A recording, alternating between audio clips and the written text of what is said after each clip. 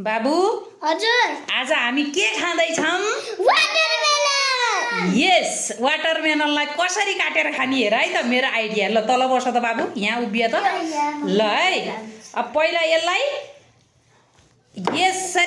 यसरी काटौँ। यसलाई टक्क 2 पिस भयो। 2 पिस एउटा त हामीले खान सकिँदैन नि त, एउटा मात्रै खान्छौँ अब हामीले काटेर हैन। यसलाई तपाईहरु यसरी काटेर खानुहुन्छ है, यसरी काट्नुहुन्छ। अनि त्यसपछि यसलाई चाहिँ पुरै बाँदरले खा चाहिँ आङ आङ आङ आङ गरेर खानुहुन्छ होइन, त्यसरी हैन। म तपाईहरुलाई नयाँ तरिकाबाट सिकाउँछु आज। हेर्नु है त, अब यसलाई यस्तो गर्ने, त्यसपछि छेक्यो क्या हो, टक्क लाएर काट्ने। 1 पिस, 2 पिस, 3 पिस, 4 पिस यसरी काटेर काट्नी। पहिला यसलाई मजाले, कति साह्रो थियो के फेरि त्यो काट्न नि गाह्रो भएको। अनि त्यसपछि यसलाई फेरि यतापट्टिबाट अर्को 1 पिस, 2,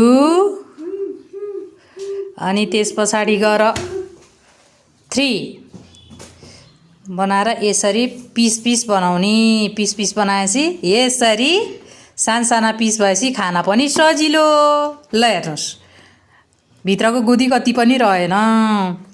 त्यही भएर त्यसरी खाँदा चाहिँ ऊ बाँदरले खा चाहिँ आङ आङ आङ आङ गरेर खान पर्थ्यो, त्यसरी खाँदा चाहिँ सजिलो भयो। ल हेर्नु कसरी खाँदा सजिलो भयो। ल हेर्नु त, ल छोरीले नि खाँदैछिन् हैन, छोरोले नि खाँदैछ। कस्तो लाग्यो मेरो आइडिया? तपाईहरुलाई जस्तो लाग्यो त्यस्तै कमेन्ट गर्नु होला। त्यसरी भन्दा ऊ त्यसरी नै मिठो हुन्छ भनेर भन्दैछिन् छोरीले पनि। कस्तो लाग्यो बाबु तिमलाई? मिठो, कस्तो राम्रो। ल त्यसरी खाँदा एकदम सजिलो पनि, केटाकेटीलाई खुवाउन पनि सजिलो, उनीहरुलाई इन्ट्रेस्टिङ पनि हुँदी। कोपारेर खानै मान्दैनन् क्या, त्यो लामो बनाएर काटेर दियो भने खाँदै खाँदैनन् केटाकेटीले। यसरी दिएपछि चाहिँ टक्क खाँदैछ, छोराले नि खाँदैछ।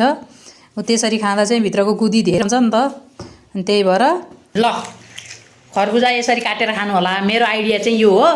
तपाईहरुलाई मैले काटेर खाएको आइडिया, यस्तो आइडिया मन पर्यो परेन कमेन्ट गर्नु होला।